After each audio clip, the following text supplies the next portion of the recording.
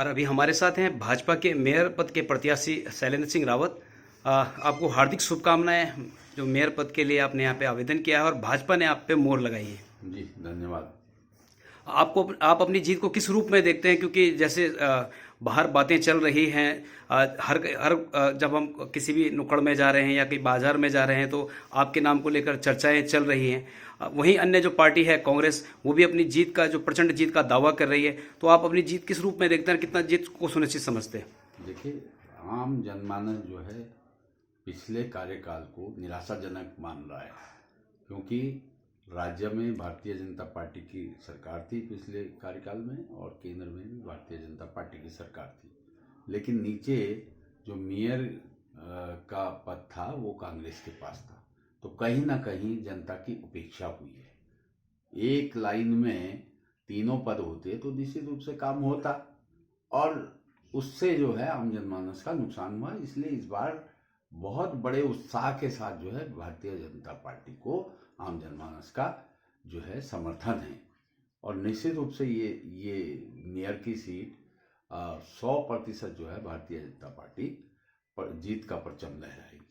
एक और चर्चाएं भी चल रही हैं कि एक दशक आपने कांग्रेस के साथ बिताया है और वहाँ पे जो कई कार्यकर्ता आपसे बहुत नज़दीक रहे हैं, वो कार्यकर्ता भी आपके संपर्क में हैं, ऐसी चर्चाएं चल रही हैं। क्या कितना सत्य है ये चीज़ें? नहीं, वो देखो, मेरा व्यक्तिगत आचरण रहा कि मैंने पार्टी से ऊपर उठ के अपने कार्यकर्ता का विशेष ध्यान देकर पार्टी से ऊपर उठकर सबके साथ बहुत अच्छा व्यवहार रहा, क्योंकि मैं इस दुगड्डा ब्लॉक का ब्लॉक प्रमुख भी रहा और जनता ने जो है 4 साल में मुझे फिर विधायक बनाया आशीर्वाद देकर।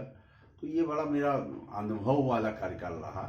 तो मैं आम जनमानस के साथ वैसे ही व्यवहार करता हूँ। तो ये व्यक्तिगत अटैचमेंट है लोगों का कि मेरे प्रचार में जो है कई विधानसभाओं से लोग यहाँ आएंगे और वो बेचारे अपना लोगों से अनुरोध करेंगे, निवेदन करेंगे कि वोट शैलेंद्र रावत को देना है।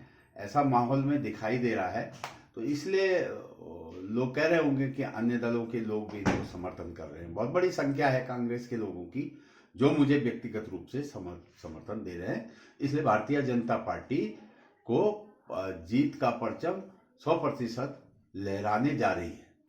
अगर हम भाजपा की बात करें तो भाजपा के जितने भी कार्यकर्ता हैं, या हम ये कहें जो उम्मीदवार थे मेयर पद के लिए, वो कहीं ना कहीं एक बार नाराजगी उनमें शुरुआत में देखी जा रही थी। तो जितने भी कार्यक्रम अभी तक हम लोगों के द्वारा देखे गए हैं, चाहे हम नामांकन की बात करें, चाहे आज जो विधिवत उद्घाटन हुआ है कार्यालय का, तो उसमें सभी की सहभागिता उसमें रही है। तो कितनी एकजुटता है कार्यकर्ताओं में और कितना उत्साह है?